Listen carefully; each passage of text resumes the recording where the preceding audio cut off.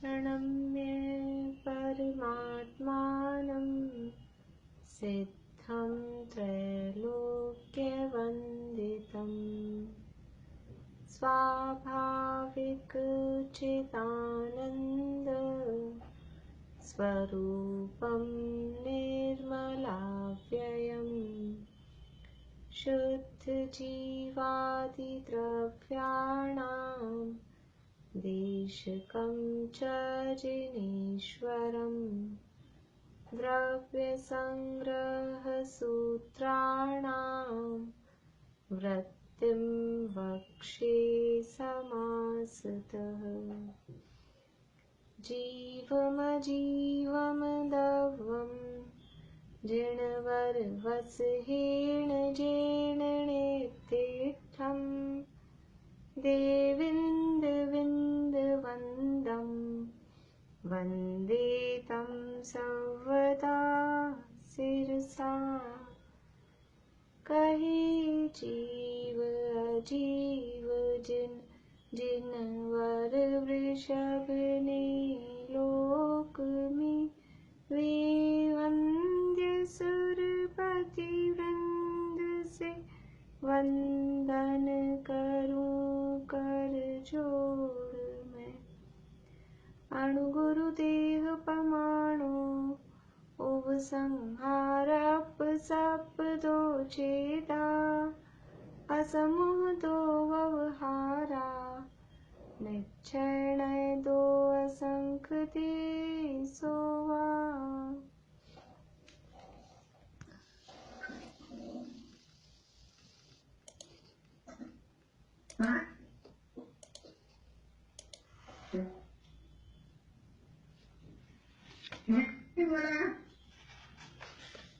हाँ आंटी बोलिए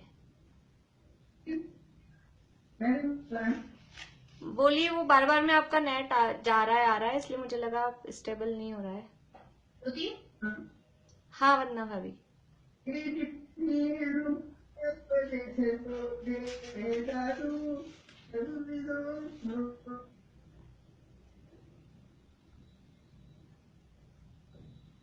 चलिए वंदना भाभी बोलिए, वो शायद लेफ्ट हो गए। वंदना भाभी कहाँ गए अब?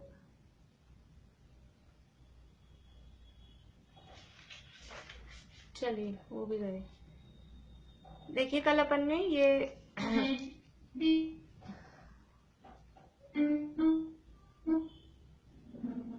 आवाज नहीं आ रही? हाँ ये आप लोग, आपका ही नेट डिस्टर्ब हो रहा है ना, और सबको भी ऐसी आ रही है ना आवाज, या मेरा ही नेट गड़बड़ है? सही नहीं आ रही ना? हाँ अब ट्राई कर लीजिए वंदना भी एक बार बस लास्ट।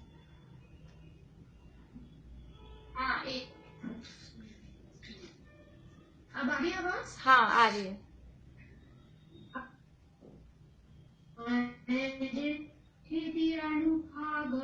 पदे सभेदादु चतुर्विधो बन्धो जोगा पयडि पदे सा अनुभागा कसाय।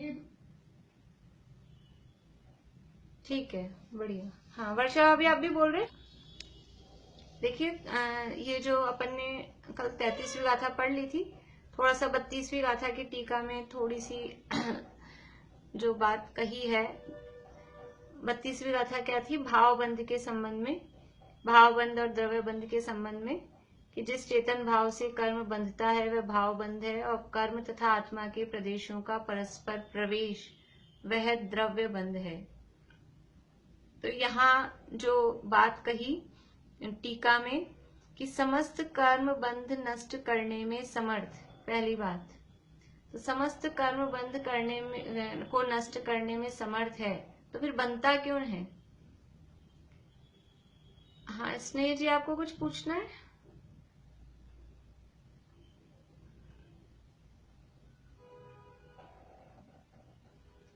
समस्त कर्म बंध नष्ट करने में समर्थ है, फिर बंधता क्यों है? फिर बंधन क्यों हुआ है? जब ऊपर पहले कह दिया कि समस्त कर्म बंद करने में, नष्ट करने में समर्थ है, फिर क्यों बंधा? क्यों बंधा फिर बता सकते हैं कोई? जीव के मोह राग द्वेष रूप परिणामों का निमित्त पाते। हाँ कर्म बनते हैं। हाँ, मोह राग द्वेष के परिणाम क्यों हुए? पर का आश्रय लेके अपना स्वरूप नहीं पहचाना। हाँ, स्वरूप बढ़िया। को अपने स्वरूप को भूला ना। यद्यपि समस्त कर्म बंध को नष्ट करने में समर्थ है, वो समर्थता बता रहे हैं, लेकिन वो कर्म का बंधन हुआ ही क्यों जब इतनी ताकत थी? तो अपने स्वरूप को भूला और वो कर्मों का आवरण आया। अपने स्वरूप को भूला तो कर्म उस पर कर्मों ने आवरण डाला, इसलिए ये बंधन की स्थिति बन गई है। तो वो समस्त कर्म बंध को नष्ट करने में समर्थ है, अखंड एक प्रत्यक्ष प्रतिभास में है। वास्तव में तो आत्मा पे तो आवरण डाला नहीं जा सकता है। जैसे सूर्य का प्रकाश भी कितने ही बादल आ जाएं, वो झलक रहती है, ऐसे छुपता नहीं है। गुरुदेव ने एक उदाहरण दिया कि क्या अग्नि को कपड़े से ढका जा सकता है? अग्नि जल रही है, उसको ढक दो, छुपा दो, तो अग्नि को कपड़े से ढका जा सकता है क्या? कि अग्नि पे कपड़ा डालेंगे वो खुद ही जल के भस्म हो जाएगा? अग्नि को कपड़े से नहीं ढका जा सकता। वैसे ही आत्मा का ये जो ज्ञान प्रकाश है, ज्ञान रूपी जो अग्नि है, इसको एक कर्म के आवरण से, कर्म रूपी कपड़े से इसको ढका नहीं जा सकता है। वो कर्म उसको पूरा ढकने में समर्थ नहीं है।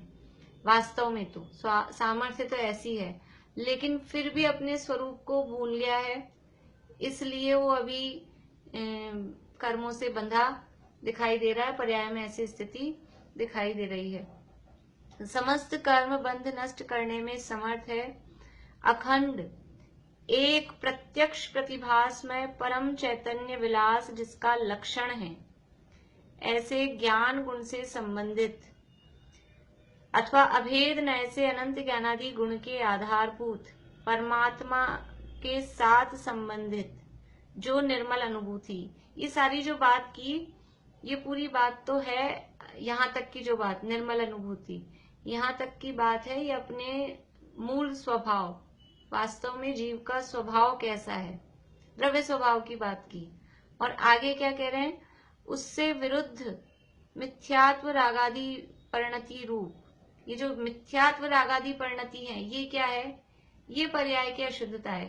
यानी गुरुदेव ने इसमें बहुत अच्छा बताया है इस टीका के संबंध में कि यहाँ द्रव्य स्वभाव भी बता रहे हैं और साथ में पर्याय की का जो विकार है, पर्याय की जो अशुद्धि है, वो भी बता रहे हैं। दोनों का ज्ञान कराया जा रहा है।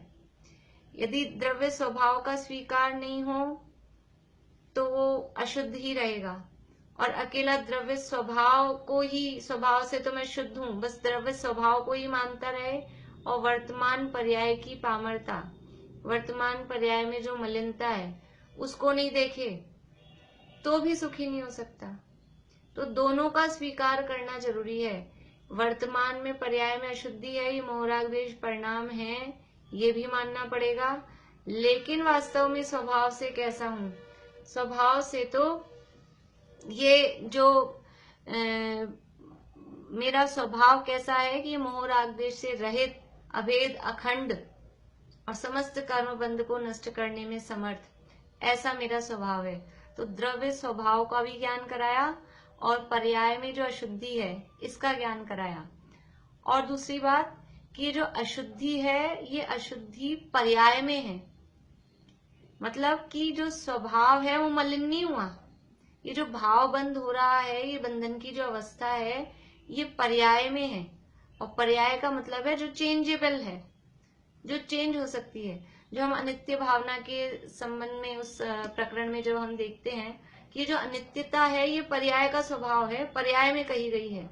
यदि द्रव्य स्वभाव ही अनित्य होता, द्रव्य ही अनित्य होता, फिर तो पता नहीं, जीव बदल गया जीव हो जाता, जड़ बदल के पुद्गल हो, चेतन हो जाता, ऐसा। लेकिन ये जो अभी परिवर्तन जो हो रहा है ये पर्याय में है। ये अच्छी बात है कि पर्याय बदल जाएगी। ये अशुद्धता आई है, ये पर्याय में आई है। ये जो भावबंदी की अवस्था है, मोह राग द्वेष के विकारी परिणाम है, विकारी चैतन्य के जो परिणाम है, ये सब पर्याय में आए हैं, मूल द्रव्य स्वभाव में ये परिणाम नहीं है। तो इससे भावार्थ क्या लेना? भावार्थ क्या लेना कि ये सब यानी आत्मा की अशुद्धता है, भावबंध है वो आत्मा की अशुद्धता है, और बंध है वो कौन सा तत्व है? बंध तत्व वो हे तत्व है। हे है आश्रय करने योग्य नहीं है, इसका दूर करना ही उपाय है। और ये दूर कैसे होंगे? मोह राग द्वेष के परिणाम, इनको दूर करने में निमित्त क्या है? स्वभाव का आश्रय करने से होंगे, ठीक है, लेकिन निमित्त कौन बनेंगे? कि निमित्त की चर्चा शाम को चल रही है मोक्षम प्रकाशक में, कि वो सच्चे देवशास गुरु ही उसमें निमित्त बनेंगे। अगर कुदेव आदि का आश्रय लिया तो ये भावबंध रुकने वाला नहीं है। और देखिए एक बात यहाँ क्या विशेष कही, फिर से ये लाइन पढ़ के आपको बताती हूँ। समस्त कर्म बंध नष्ट करने में समर्थ, अखंड एक प्रत्यक्ष प्रतिभासमय, परम चैतन्य विलास जिसका लक्षण है, ऐसे ज्ञान गुण से संबंधित। यानी ये जो बात बताई ना द्रव्य स्वभाव वाली, इसमें द्रव्य भी कहा है, गुण भी कहा है और पर्याय भी कही है। तो ये गुण आ गया ज्ञान गुण, ठीक है। ज्ञान गुण से संबंधित अथवा अभेद नय से अनंत ज्ञानादि गुण के आधारभूत परमात्मा। तो ये अनंत ज्ञानादि गुण के आधारभूत जो कहा, ये क्या हो गया? द्रव्य। और परमात्मा के साथ संबंधित जो निर्मल अनुभूति, अनुभूति क्या है? द्रव्य है, गुण है कि पर्याय है? अनुभूति है, वो पर्याय। तो ये जो शुद्धता रूप द्रव्य, गुण और पर्याय, ये तीनों की बात यहाँ कही, जो स्वभाव रूप है, जो शुद्ध है, ऐसा ज्ञान गुण, उसका आधारभूत द्रव्य परमात्मा, और उसके साथ संबंधित जो निर्मल अनुभूति पर्याय में, उससे विरुद्ध ये मिथ्यात्व राग आदि परिणति और अशुद्ध चेतन भाव, ये तो पर्याय में ही है, पर्याय रूप ही है। जो मिथ्यात्व राग आदि है ये तो परिणति है, ये पर्याय है, ये द्रव्य स्वभाव नहीं है। हाँ, इसका द्रव्य देखा जाएगा तो द्रव्य तो जीव द्रव्य ही है, लेकिन जीव द्रव्य की विकारी पर्याय है, विकारी परिणमन है। इसलिए यहाँ जो द्रव्य स्वभाव है उसमें तीनों बात बताई, और उससे विरुद्ध मिथ्यात्व रागादि परिणति रूप अथवा अशुद्ध चेतन भाव स्वरूप जिस परिणाम से ज्ञानावरणादि कर्म बंधते हैं, वह परिणाम भावबंध कहलाता है। तो इस तरह से ये जो भावबंध वाली बात है, यहाँ कुछ विशेष बात यहाँ कही। बोलिए ज्योति जी। विदेश में द्रव्य और गुण एक बार कैसे बता पर्याय तो समझ आती है। देखो गुण तो साफ साफ लिखा ही है, ज्ञान गुण से संबंधित परम चैतन्य विलास जिसका लक्षण है, ऐसा ज्ञान गुण, तो ये तो हो गया गुण। और फिर ऐसे अनंत ज्ञानादि गुणों के आधारभूत परमात्मा, वो परमात्मा, तो वो आधारभूत परमात्मा मतलब वो द्रव्य, जिसे हमने कारण परमात्मा के रूप में देखा था कल। ये कारण परमात्मा है, वो द्रव्य रूप है, और वो निर्मल अनुभूति, उसको हम समझ लीजिए पर्याय में वो कार्य रूप में उसको कह सकते हैं। तो ये द्रव्य गुण पर्याय की भी बात यहाँ पर इस प्रकरण में उन्होंने हमको बताई है। भावार्थ इसमें यही आश्रव वाला प्रकरण है, चाहे बंध वाला प्रकरण हो। भावार्थ क्या है कि आश्रव और बंध, चाहे मिथ्यता विरति प्रमाद जो कहा था, वो सब भी हे हैं, छोड़ने योग्य हैं, आत्मा के स्वभाव नहीं है। और ये मिथ्यात्वादी, ये जो विकारी भाव हैं, जो भावबंध जिसे कहा, वो भी हे हैं, छोड़ने योग्य हैं। इस तरह से ये बात यहाँ पर इसके संबंध में और थोड़ी विशेष हमको देखनी थी। अब है आगे गाथा बंध के भेद, बंध के प्रकृति आदि 4 भेद बताए, और फिर किससे कौन सा बंध होता है, 4 प्रकार के जो बंध हैं, तो किस परिणाम से कौन से प्रकार का बंध होता है, वो भी इस गाथा में बताया है। पयडिठि अनुभाग पदेश भेदादु चतुर्विधो बंधो, जोगा पयडि पदेसा ठिदि अनुभागा कसाय दो होंती। गाथार्थ प्रकृति, स्थिति, अनुभाग और प्रदेश, पेज नंबर है 106। प्रकृति, स्थिति, अनुभाग और प्रदेश, इन भेदों से बंध 4 प्रकार का है। योग से प्रकृति और प्रदेश बंध होता है, कषाय से स्थिति और अनुभाग बंध होता है। एक बात अभी मुझे बीच में ध्यान आ गई, जो गाथाएं मैंने आपको दी है और आप लोगों की तैयारी होती जाए तो आप लोग बताते जाएं, तो अपन एक एक का लेते जाएंगे ताकि अपने कंटिन्यू 2-3 दिन भी नहीं लगे और थोड़ी पढ़ाई भी हो जाए, थोड़ा सा सुनते भी जाएं आपसे। तो ज्योति जी, मैं एब्सेंट थी, आप मेरे को अपनी बेटी को। हाँ, 23-24 हो गई, 25 भी आप ले लीजिए। और 18 नंबर की स्नेह जी को दी है, एक 17 नंबर की बीच में बची हुई है। और कोई लेना चाहें, जिनके पास नहीं आई हो, जो करना चाहें तो वो बता दें।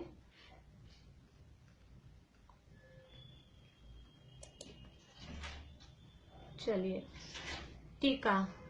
कॉपी में जो 17वीं तो मेरी हो गई थी पहले, 17वीं और 18वीं, अब नहीं कोई। 26 भी ले लीजिए, 26।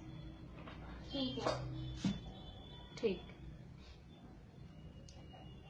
प्रकृति, स्थिति, अनुभाग और प्रदेश के भेद से बंध 4 प्रकार का है।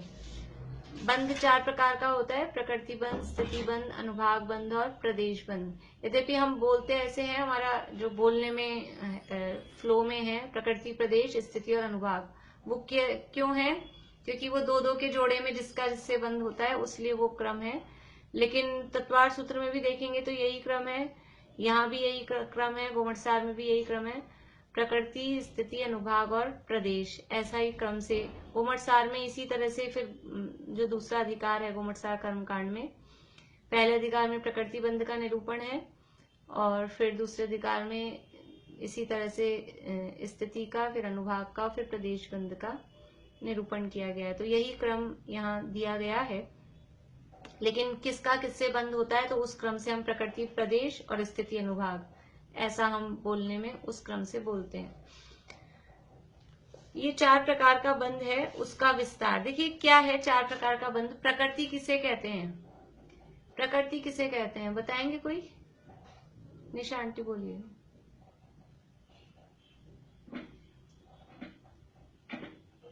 ज्ञानावरणादि 8 कर्म जो प्रकृति है, उन्हें प्रकृति।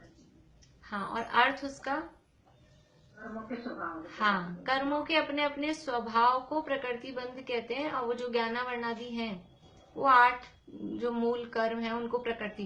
देखिए, कर्मों के साथ में अपन हर कर्म के साथ में प्रकृति शब्द लगाते हैं। दर्शन मोहिनी कितनी प्रकृतियां, चारित्र मोहिनी कितनी प्रकृतियां, सम्यक्त प्रकृति, मिश्र प्रकृति, ऐसा। तो वो प्रकृति, ये जो कर्म जितने भी भेद है ना, ज्ञानावरणादि 148, ये सब प्रकृति बंध के भेद हैं। और ये कर्मों के अपने अपने स्वभाव है, ये इस टाइप की नेचर, कर्म की प्रकृति है, मतलब कौन सा कर्म किस नेचर का है। ज्ञानावरण की नेचर क्या है कि ज्ञान पर आवरण डालना, ये ज्ञानावरण। फिर मति ज्ञानावरण, तो मति ज्ञान पर आवरण डालना, ये उनकी प्रकृति बंध। तो ज्ञानावरणादि जो 8 कर्म हैं, वो प्रकृति बंध के भेद हैं। और कर्मों के अपने अपने स्वभाव को प्रकृति बंध कहते हैं। और ज्ञानावरणादि 8 कर्म वो प्रकृति बंध कहलाते हैं। इसके बाद में है स्थिति बंध। स्थिति बंध किसे कहते हैं? सुनिए।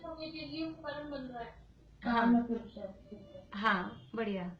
बनने वाले कर्मों की जो काल की मर्यादा है, वो कर्म कितने समय तक आत्मा के साथ में रहेगा, टाइम पीरियड, वो कहलाती है स्थिति।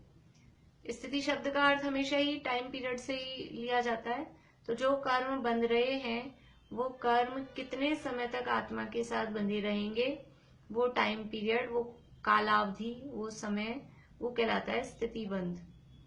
इसके बाद में अनुभाग बंध। अनुभाग बंध किसे कहते हैं? हाँ, मैं नाम बोल दूंगी आप लोगों का, ऐसे सब बोलेंगे तो गड़बड़ होगी। कर्मों के फल देने की शक्ति को अनुभाग, अनुभाग का मतलब है फल, और वो कितना फल दे रहे हैं, तो उनके फल देने की शक्ति, वो अनुभाग बंध कहलाता है। और प्रदेश बंध, हाँ सुनीता आंटी बोलिए। कितनी संख्या में आएंगे? हाँ, आने वाले कर्म परमाणुओं की संख्या, उसको बोलते हैं प्रदेश बंध। अथवा दूसरी तरह से भी उसकी परिभाषा करें तो कर्म परमाणुओं का आत्मा के साथ में, आत्म प्रदेशों के साथ में, इधर कर्म के प्रदेश, इधर आत्मा के प्रदेश, दोनों का एक क्षेत्रावगाह रूप से संबंध होना, उसको भी प्रदेश बंध कहते हैं। पर मुख्य रूप से उसमें आने वाले कर्म परमाणुओं की जो संख्या है, कितने कर्म परमाणु आ रहे हैं, उन आने वाले कर्म परमाणुओं की संख्या को प्रदेश बंध कहा जाता है। ये 4 बातें होती हैं, यानी जैसे इसको हम द्रव्य क्षेत्र काल भाव में लें, द्रव्य क्षेत्र काल भाव में तो चारों में घटा सकते हैं, प्रकृति, स्थिति, अनुभाग और प्रदेश, इनको द्रव्य क्षेत्र काल भाव में घटा सकते हैं। हाँ मीनूदी बोलिए। कैसे द्रव्य क्षेत्र, मतलब कौन सा इसमें द्रव्य के खाते में जाएगा, कौन सा क्षेत्र के खाते में जाएगा। हाँ निशा आंटी बोलिए, निशा आंटी बोलिए। प्रकृति तो द्रव्य, प्रकृति बंध तो होगा द्रव्य बंध, और अनुभाग बंध होगा भाव बंध, प्रदेश बंध होगा क्षेत्र बंध, और स्थिति बंध होगा काल, स्थिति बंध। काल के अंतर्गत। ठीक है, बढ़िया बढ़िया। द्रव्य क्षेत्र काल भाव, ये प्रत्येक वस्तु में 4 चीजें होती है, मतलब वस्तु कहो या कोई भी काम कहो, कोई भी बात कहो, उसमें 4 चीजें होती है। द्रव्य क्षेत्र काल भाव, तो यहाँ भी 4 प्रकार के बंध, ये 4 चीजें बता रहे हैं।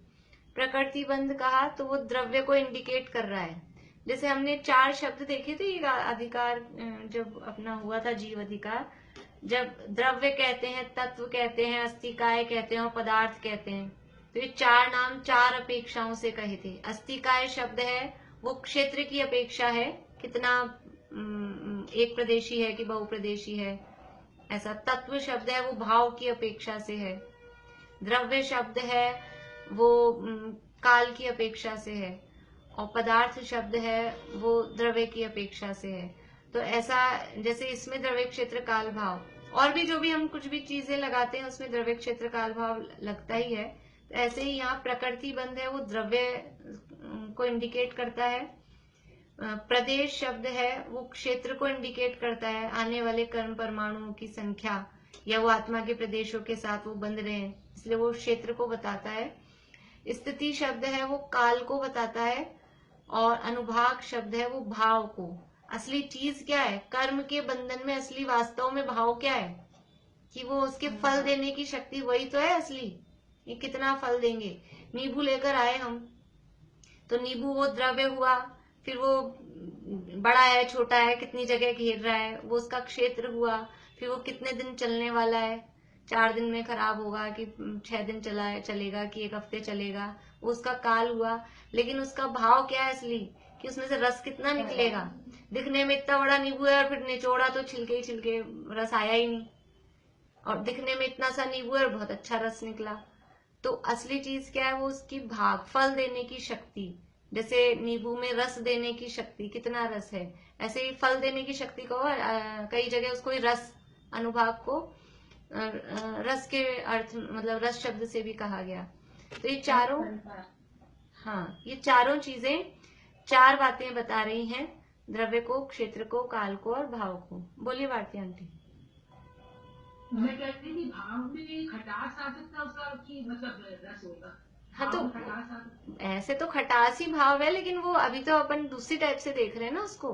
वो खटास रस में ही तो निकलेगी, काई में निकलेगी।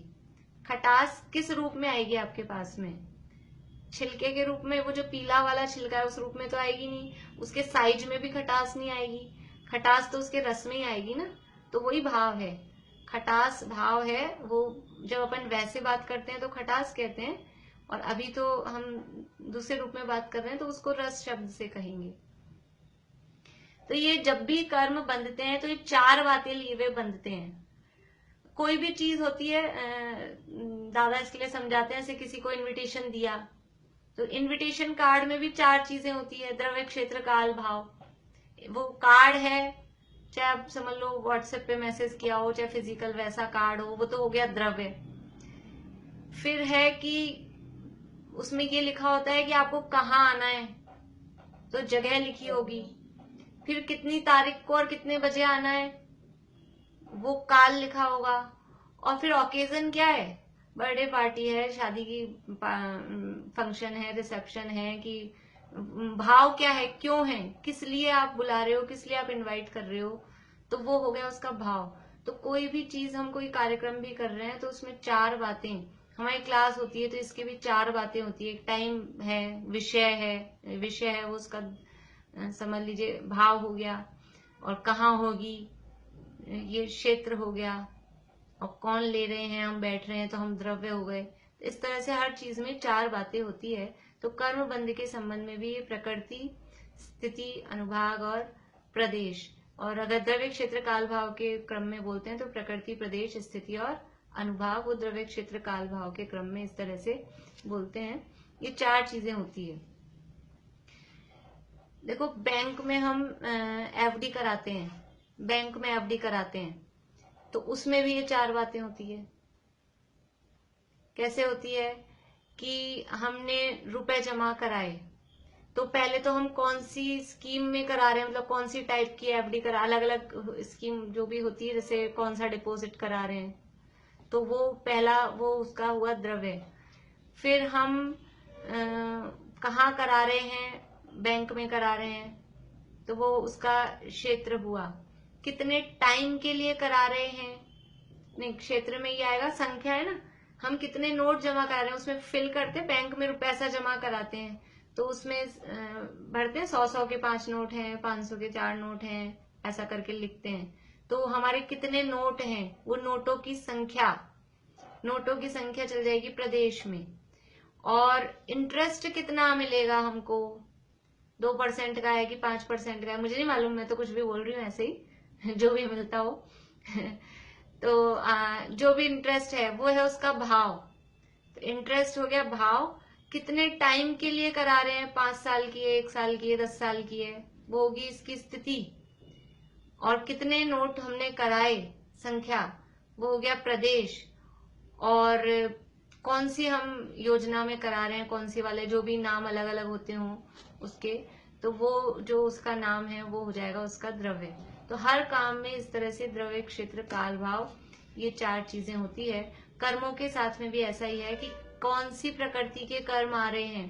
देखो, कर्म तो आते हैं इकट्ठे, उसमें अलग अलग प्रकृति का आ रहा है, ये ज्ञाना वर्ण का अलग आ रहा है, दर्शना वर्ण का अलग आ रहा है, ऐसा नहीं होता। कर्म परमाणु तो कार्मण वर्गणा रूप आते ही हैं, लेकिन वो आते ही उसमें 4 बातें हो जाती है। जैसे ही जीव ने परिणाम किया, मोहराग वृक्ष का परिणाम किया और वो कर्म आए, तो इतना फास्ट काम है कि और क्या काम दुनिया में, मतलब पुद्गलों में ऑटोमेटिक, बिना ज्ञान वाले के, जड़ में अपने आप इतना फास्ट काम होता है कि वो कर्म आते हैं, आते ही उसमें 4 चीजें उसी समय सेट हो जाती हैं कि जितने कर्म परमाणु आए, टोटल जितना सामान आया, तो उसमें से ज्ञानावर्ण में भी जाना है, दर्शनावर्ण में भी, वेदनीय, मोहनीय, नाम, गोत्र, अंतराय, 7 में तो जाना ही है, और आयु बंधनीय हो तो 8 में जाएगा। तो किसमें कितना कितना जाना है, तो वो आए और उनकी प्रकृति डिवाइड हो गई, और फिर उनमें किसमें कितने कितने परमाणु जाने हैं वो भी डिवाइड हो गए, प्रदेश। टोटल कितने परमाणु आए वो भी प्रदेश रूप में है, और फिर किसमें कितने जाने हैं, ज्ञानावर्ण में कितने परमाणु जाने हैं, दर्शनावर्ण में कितने जाने हैं, वो हुआ, ये हुआ प्रदेश। और फिर कितने समय तक वो हमारे साथ में रहने, एक एक परमाणु, ऐसा नहीं जितने ग्रुप में एक साथ अनंत परमाणु आए तो सारे के सारे अनंत परमाणुओं में एक सी स्थिति होगी। एक एक परमाणु में वो जो पूरा ग्रुप आया ना अनंत परमाणुओं का, उसमें से सबसे पहले, हाँ जी, एक बात की स्थिति के लिए, जब जैसे ये कर्मों की नेचर होती है तो उसमें एक एक परमाणु की नेचर होती है या स्तंभ रूप में एक साथ उनकी नेचर होती है? वो तो परमाणु जैसे परमाणु अपन बोलते हैं, वो तो कार्बन वर्गणा स्कंद रूप ही है, एक्चुअल में तो स्कंद रूप ही है। परमाणु तो हम बोलते हैं, उनके ग्रुप होते हैं, निषेक होते हैं, निषेक के माध्यम से वो ग्रुप ही होते हैं, उसी से खिड़ती है। निषेक में एक एक परमाणु भी होता है, स्कंद रूप में होता है। हाँ, वर्गणा स्कंदी है, कार्बन वर्गणा ही है ना, वो वर्गणा ही स्कंद रूप है एक्चुअल में ही, पर वो बोलने में ऐसे आता है कर्म के परमाणु। तो वो आए, उनमें प्रकृति का डिवीजन हुआ, उनमें संख्या कितने कितने प्रदेश है, प्रदेशों का डिवीजन हुआ, फिर उनमें स्थिति, तो कुछ मतलब परमाणु हमारे साथ में कम समय रहते हैं, कुछ ज्यादा समय रहते हैं, क्योंकि जितने बंधे, समझ लीजिए 100 बंधे, अभी 100 का ग्रुप आया, यद्यपि अनंत आते हैं लेकिन हम समझे 100 का ग्रुप आया, तो 100 का 100 और 100 का ग्रुप आया और वो 10 साल तक हमारे साथ रहने वाला है। तो 10 साल तक रहने वाला है, लेकिन वो एक साथ 10वें साल में उदय में नहीं आएंगे। उसमें से कुछ पहले साल में उदय आ रहे हैं, कुछ दूसरे साल में उदय में आ रहे हैं, कुछ तीसरे साल में उदय में आ रहे हैं, ऐसे 10 साल तक उदय में आएंगे। तो जो पहले साल में उदय में आ गए उनकी स्थिति कितनी हुई थी, वो 1 साल में ही उदय में आ गए। फिर जो 2 साल बाद आएंगे, फिर 3 साल, तो ऐसे सब में कौन से वो निषेक बन जाते हैं, उनके ग्रुप बन जाते हैं, और कौन सा कब उदय में आने वाला है उसी समय सेट हो जाता है। ऐसे लग जाते हैं, लाइन से लग जाते हैं, मतलब यानी सेट हो जाते हैं अब उसी में अपने आप। और फिर किस ग्रुप में, किस निषेक में कितना फल देने की शक्ति है, वो भी उसी समय। ये 4 काम उसी समय, एक ही समय में ये 4 काम हो जाते हैं। अपने को तो बोलने में इतना टाइम लग रहा है, बताने में इतना टाइम लग रहा है, सोचने में इतना टाइम लग रहा है, और ये सारा काम। और एक बार होके छुट्टी, जैसे हम संडे को सब्जी लिया है 1 हफ्ते की, तो धो के सुखा के साफ कर करा के रख दी, तो 1 हफ्ते की तो छुट्टी हो गई। ये तो हर समय आ रहे हैं, हर समय आ रहे हैं, और हर समय फिर डिवीजन, फिर उसमें स्थिति, फिर उसमें अनुभाग, फिर दूसरे समय में आ रहे हैं, फिर स्थिति, फिर अनुभाग। ये ऐसा काम बराबर जीव के परिणाम के निमित्त से हर समय होता ही जा रहा है। बोलिए भारती आंटी। मैं पूछ रही थी कि वो रचना तो हो जाती है निषेध की, लेकिन उसमें फिर बाद में वो संक्रमण तो हो सकता है ना। हाँ, Change तो हो वो सकता बाद में चेंजेस होते हैं, लेकिन अभी एक बार तो हो गए ना, एक बार तो सारा सेट हो गया ना, एक बार भी वो सेटिंग तो उसमें हुई पूरी। फिर बाद में जो परिवर्तन होते हैं वो होते रहते हैं, पर एक बार पूरा सेटिंग सारा उसमें उसी समय टाइम नहीं लगता। इसीलिए हम जब, जैसे हमने परिणाम किए, किसी को देख के खोटा भाव आ गया, किसी वस्तु को देख के एकदम से झूठ बोलने जैसा, कि चोरी करने जैसा, या कुछ भी मायाचारी का 1 सेकंड के लिए आया, और आते ही अगले ही समय हमको, हम तो समय बोल रहे हैं लेकिन अगले क्षण समझ लो, समय तो हमारे पकड़ में ही नहीं आता, अगले सेकंड में हमको ये विचार आया, नहीं ये तो परिणाम खोटा है, ऐसा भाव क्यों आ गया मुझे। लेकिन वो जिस समय वो भाव आ गया था ना, चोरी का, मायाचारी का, झूठ का, जो भी परिणाम, उसी समय ये सारी व्यवस्था उसमें हो गई, कर्म आ भी गए, बंध भी गए, स्थिति, अनुभाग सब हो गया। अब आप जो अगले क्षण पश्चाताप का या खेद का जो भाव कर रहे हो, प्रायश्चित का, तो उससे अब जो होना है फेरबदल, वो बाद में होगा। लेकिन जैसे ही वो भाव आता है उसी समय वो सब बंध जाते हैं। इसलिए परिणाम करते समय बहुत ही, मतलब यानी अपने परिणामों के प्रति एकदम सावधान रहना चाहिए। बोलिए निशांति। तो इसमें हमारे परिणाम से होता है ये सारा कार्य, या अभिप्राय से होता है? अब उसको परिणाम बोल रहे हैं, वो अभिप्राय और परिणाम दोनों मिलके ही जो भी होता है, जो कर्म आने हैं। अभिप्राय का मतलब है जो कर्म आने हैं, वो तो जिस आप भूमिका में हो, जैसे सैनी पंचेंद्रिय है, मिथ्या दृष्टि है, तो उसके जितने आने हैं, जितनी स्थितियां बंधनी है मिनिमम, उतनी तो बंधेगी। पर अभी बिल्कुल पर्टिकुलर अभी कैसा भाव परिणाम हुआ, उसके हिसाब से फिर उसमें जितना उसके योग्य है, जो जिस भूमिका में, जिस पोजीशन पे जो जीव है, उसको जितना स्थिति, जितने अनुभाग मिनिमम से मैक्सिमम जो बन सकते हैं, उसके बीच में ही बंधेंगे। तो ये तो अभी अभिप्राय वाली बात हुई। लेकिन अब वर्तमान के परिणामों से उसके बीच में वो किस जगह पे सेट होंगे, कितनी बंधेगी स्थिति, कितनी बंधेगी, कि अनुभाग कितना बंधेगा, वो भी वर्तमान के परिणामों के हिसाब से वो फर्क पड़ेगा। चमेली आंटी बोलिए। हाँ जी। ये जैसे अपन एक तो धक्का रहता होता है, एक दूसरे अपन ने कोई काम कर लिया, उसमें मतलब दोनों में अंतर पड़ता है उसके अनुभाग में, स्टेटमेंट में। फिर से बोलिए। एक तो अपन भाव लाए मन में जैसे चोरी का, हाँ। और एक अपन ने चोरी कर ली, तो दोनों में जैसे स्थिति अनुभाग में फर्क पड़ेगा बनने में। देखो जब भाव आया जब भी बंध गया, और जब कर रहे हैं तब भी बिना भाव के तो कर नहीं रहे। जब भाव आया और जब चोरी की, इन दोनों में टाइम डिफरेंस है या नहीं है? टाइम डिफरेंस है ही। पहले भाव आया और फिर वो भाव कितने समय तक चलता रहा, उसके 5 मिनट बाद, आधा घंटे बाद मिनिमम भी अपन मानो, तब वो परिणमन हुआ ना चोरी, पहले भाव आया, 2 मिनट बाद पहले आया, 5 मिनट पहले आया, उस समय बन गए और आपने फिर उसको कर और लिया, जो भाव आया वैसा ही गलत भाव आया और गलत भाव रूप परिणमन कर लिया। तो जिस समय वो परिणमन किया उस समय भी बिना भाव के तो किया नहीं, तो उस समय भी वो बंद तो होगा ही, दोनों बार होगा। बोले मी मतलब कम ज्यादा होगा फिर वो तो मात्रा में। अब वो डिपेंड करता है, वो हर यानी परिणामों पे ही डिपेंड करता है, किस तरह के आपके और भाव तीव्र हो रहे हैं, कैसे परिणाम हो रहे हैं, उस हिसाब से होता है। हाँ मीता भाभी बोलिए। निषेध किसे कहते हैं? निषेध, निषेध का मतलब है वो कर्मों के ग्रुप बन जाते हैं, उसको निषेध बोलते हैं। कर्मों के कुछ सेट हो जाते हैं, मतलब जब उदय में आते हैं ना हर समय, तो एक सिंगल कर्म का परमाणु नहीं आता है, ग्रुप में आते हैं, उस ग्रुप को निषेध बोलते हैं। बोलिए मीता भाभी। केवल यानी भगवान एक मिनट मीना चाची, एक मिनट। हाँ मीता भाभी बोलिए। कई बार हम शब्दों से तो हमारे मुंह से निकल जाते, लेकिन अभिप्राय में हमारा वो नहीं होता कि हम करेंगे भी, तो हमें तो वो उस हिसाब से लगेगा, यानी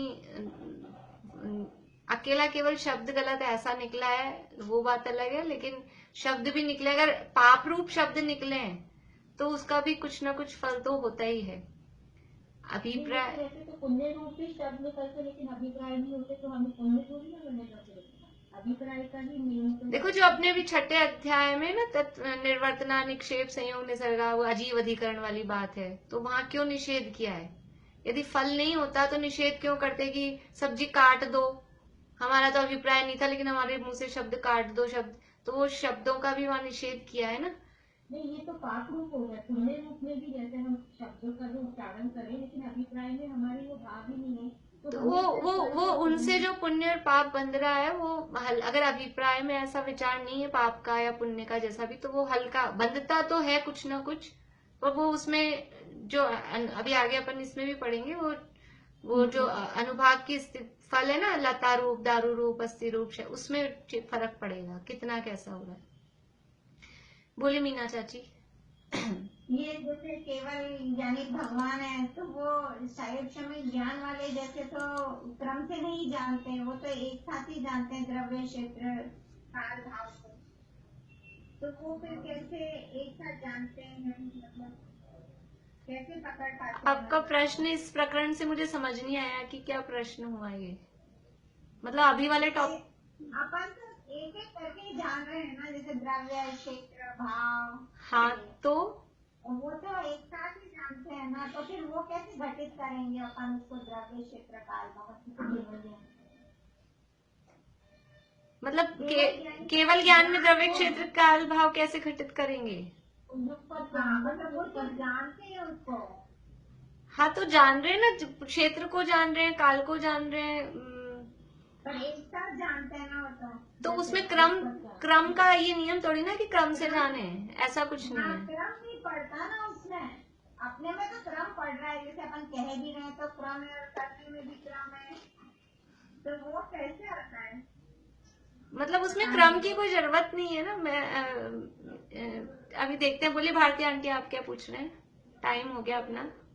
हाँ, मैं बोल रही थी जैसे परिणाम है, तो अपने जैसे परिणाम आए और फिर तुरंत बदल गए, इसलिए तो वो चंदन सेठ की कहानी सुनाते गोधरा जी कि वो सेठ ने तो वो परिणाम मतलब जैसे कट भी जाते हैं ना वो। हाँ, तो वो देखो, एक बार तो बंध गया ना, एक बार तो बंध गया, फिर उसमें उत्कर्षण, अपकर्षण, संक्रमण वो होगा बाद में। मैंने कभी क्या बात बताई कि एक बार तो बंध गया, फिर अब आप करते रहो तो उसमें चेंज होते रहेंगे, लेकिन एक बार तो बंधेगा ही बंधेगा। आप सोचोगे नहीं कर्म, सॉरी मैंने तो बदल लिए, मेरी गलती हो गई। अब वो कर्म से कुछ कहने से कुछ नहीं होगा, आप चाहे अगले क्षण कुछ करो, एक बार तो वो बन गया, फिर सॉरी करेंगे तो उसमें उत्कर्षण, अपकर्षण वो जो होने योग्य होगा तो होगा। देखो देखो, जो योग्य होंगे तो होंगे। पुराणों में ऐसे भी उदाहरण है जो नहीं बदले, और ऐसे भी उदाहरण है जो बदल गए। तो वो जो योग्य होते हैं वो बदल जाते हैं, लेकिन एक बार तो बंध ही गए ना, पहले से ही काहे को बांधे फिर सॉरी करना पड़े। बात तो ये कह रहे थे हम कि पहले से हम अपना इतना मतलब अलर्ट रहें कि हमें सॉरी करने की नौबत ही नहीं आए। फिर हो जाती है गलती, फिर भी होती है, सावधान रहते हैं तब भी हो जाती है, और हम यही सोच के बैठ जाएंगे कि बदल जाएंगे, तो वो असावधानी में तो कितनी होगी फिर पता ही नहीं। इसलिए सावधान रहें, उसकी प्रेरणा यहाँ पर दी गई है। आज समय बहुत ज्यादा हो गया, यहीं पूरा करते हैं। जय श्री।